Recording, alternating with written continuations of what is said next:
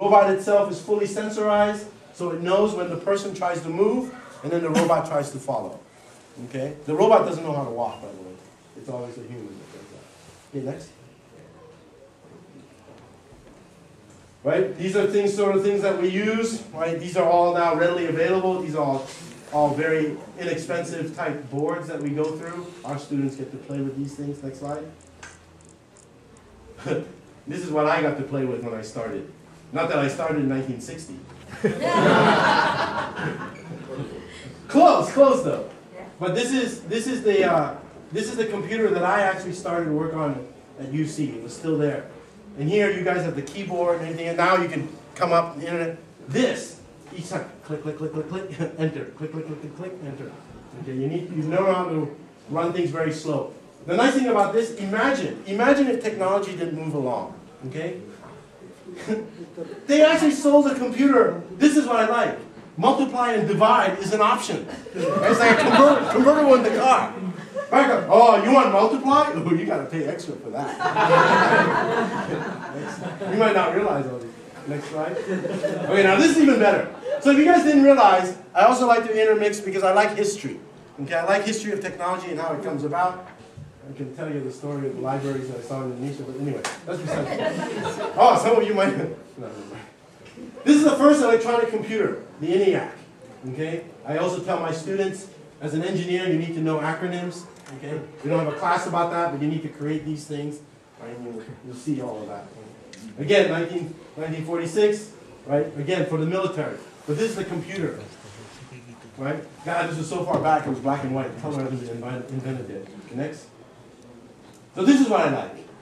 Okay, you have laptops, you're familiar with my laptop that's there. This thing, for some of you, yeah, you might not know this, but for engineers, these are great.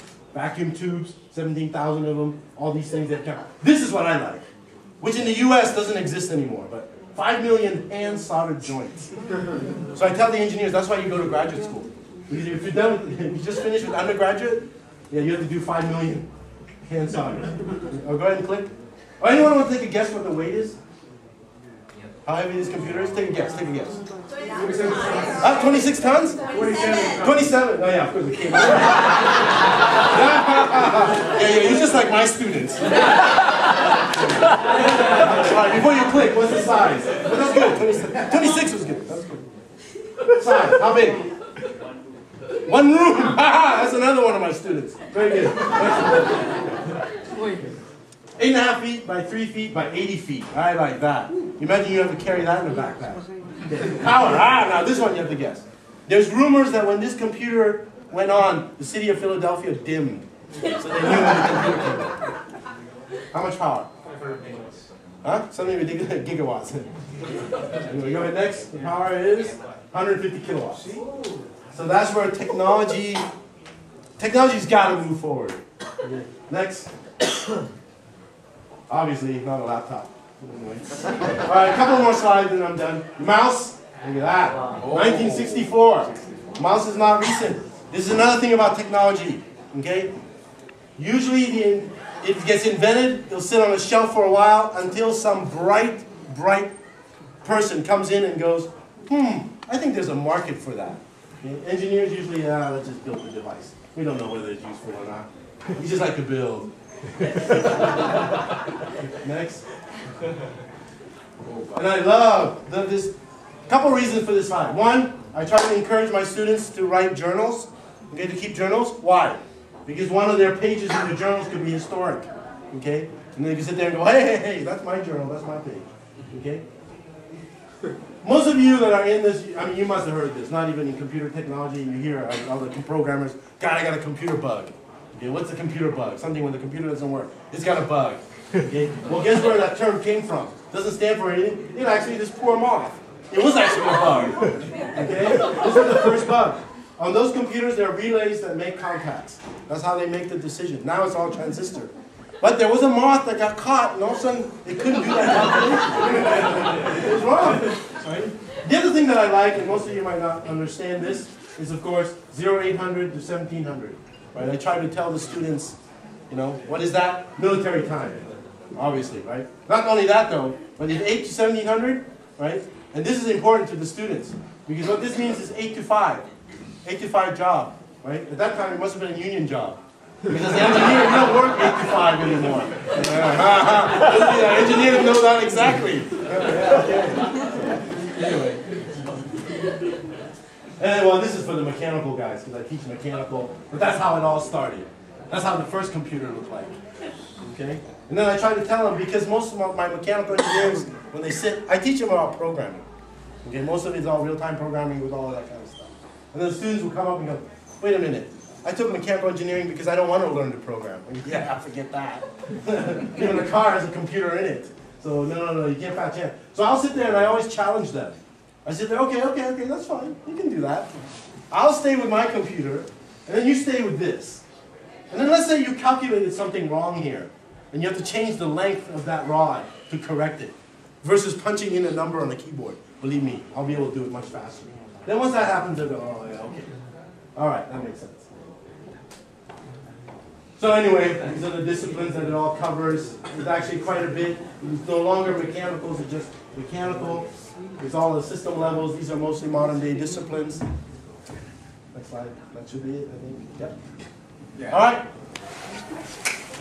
Any questions?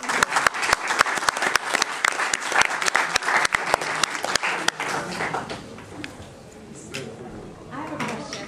Yeah.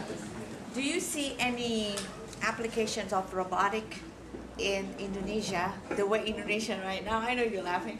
We have someone here from the perkebunan, pengusaha perkebunan, and it's usually very intensively manual. Yeah, I mean, I apologize for the fact that I sort of chuckled, and that's because I think in '94 I visited Indonesia and I gave a presentation in terms of how robotics can work. I know it's difficult. It's difficult because Indonesia is labor intensive. Believe me, I face that issue here too. Okay, and that's why we're not roboticists anymore. We do mechatronics. Because like robotics get rid of jobs. No. We say it displaces jobs. But to answer your question, there is actually a lot that robotics can do.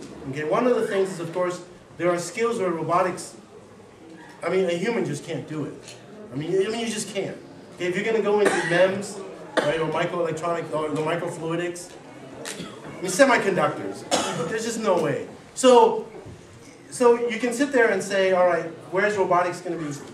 So if Indonesia wants to ignore robotics, right, they pretty much can kiss semiconductor manufacturing goodbye.